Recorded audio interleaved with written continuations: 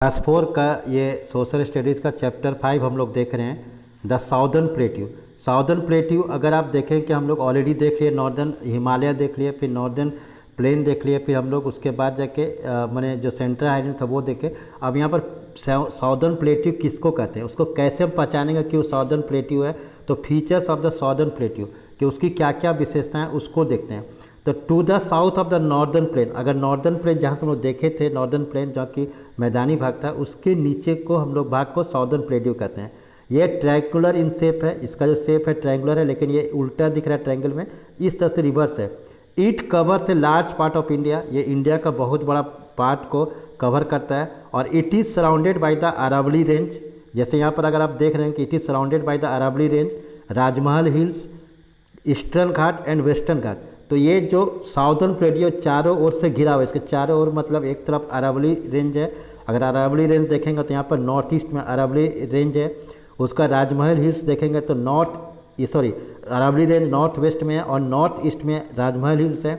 और अगर ईस्टर्न घाट देखेंगे तो ईस्ट में है और वेस्टर्न में देखेंगे तो वेस्टर्न घाट है। तो ये आप इस पिक्चर से भी आराम से पकड़ सकते हैं कि नॉर्थ साउथ में अगर इसको गौर से देखेंगे कि जो साउदर्न प्लेट्यू है उसके उत्तरी पश्चिमी भाग में, जैसे नॉर्थ वेस्ट में अरावली रेंज है, उसके नॉर्थ ईस्ट में राजमहल हिल्स है माने कि उत्तरी पूर्वी भाग में, और उत्तर में माने कि ये कुछ नहीं, उत्तर खाली है। फिर वेस्ट साइड में वेस्टर्न घाट है और ईस्ट साइड में ईस्टर्न घाट है।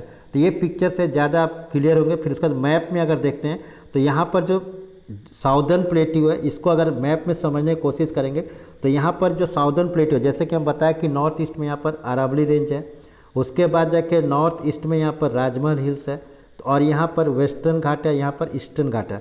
तो इसके बीच में जो आता है इसको 3 कैटेगरी में बांटा गया। जो नंबर 1 है, 1 में जो है यहाँ पर सेंट्रल हाईलैंड है, जिसको कि हम लोग सेंट्रल हाईलैंड यहाँ जो येलो कलर से दिख रहा है, और नीचे जो 2 दिख रहा है इसको हम लोग डेक्कन प्लेट्यू कहते हैं। साउदर्न प्लेट्यू में मैंने सेंट्रल हाईलैंड भी है, डेक्कन प्लेट्यू भी है, और जो 3rd दिख रहा है छोटा नागपुर प्लेट्यू है। तो यहाँ से इस फिगर को अच्छे से मैप में समझना होगा, क्योंकि ये क्लास 10th में आपको फिर इंपॉर्टेंस काम देगा कि यहाँ पर जो 1 नंबर पे है सेंट्रल हाईलैंड, 2nd नंबर पर है ये डेक्कन प्लेट्यू जो यहाँ पर दिख रहा है, और तीसरा नंबर पर जो है ये छोटा नागपुर प्लेट्यू। तो ये हो गया इंडिया के मैप का। आप अगर चैप्टर को गौर करेंगे, अगर चैप्टर देख रहे हो तो हम लोग देख रहे हैं साउदर्न प्लेट्यू।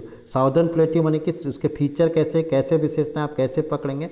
तो 3 को मिला के, मतलब 3 यानी सेंट्रल हाईलैंड, डेक्कन प्लेट्यू, छोटा नागपुर को मिलाकर हम लोग ये बनता है southern plateau.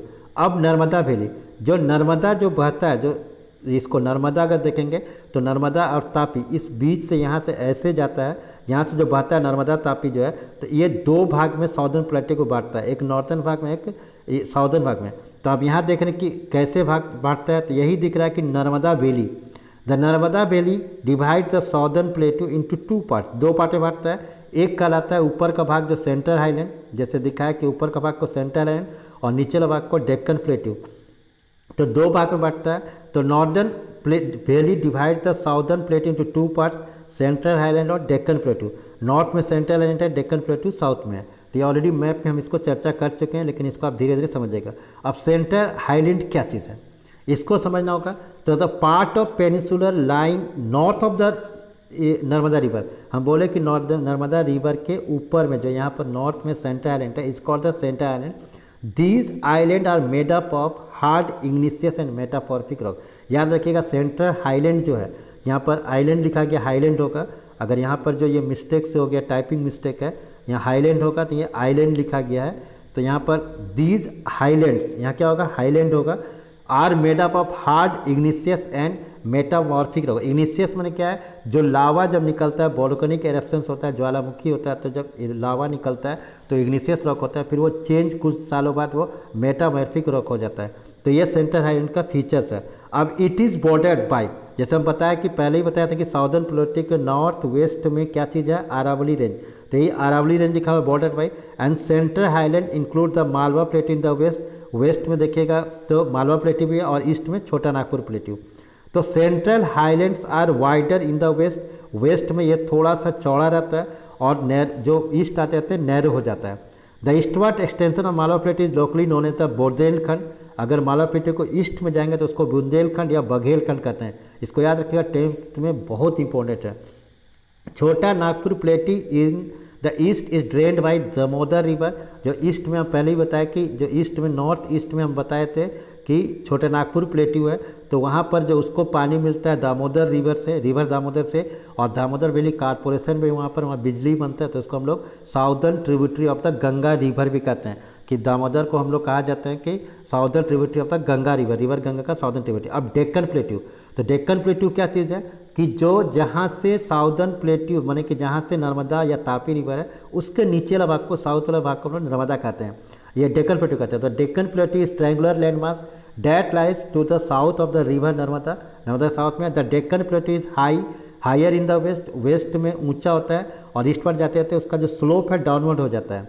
Extension of Deccan plateau, अगर डेक्कन प्लेट्यू को देखेंगे, अगर ईस्टर्न साइड में जाएंगे तो उसको और वहाँ तक जाता है, लेकिन उसको अलग अलग नामों से जाना जाता है। जैसे मेघालय में कार्बी आंग्लोक कहा जाता है प्लेट्यू, फिर नॉर्थ कैचर हिल्स कहा जाता है, और it is separated by fault, और बीच में वो सेपरेट हो जाता है छोटा नागपुर प्लेट्यू से, और उसके आगे फिर वो जाता है तो वो भी वहाँ पर डेक्कन प्लेट्यू कहता है, उसको हम लोग कहते हैं गारो, खासी और जयंतिया हिल्स।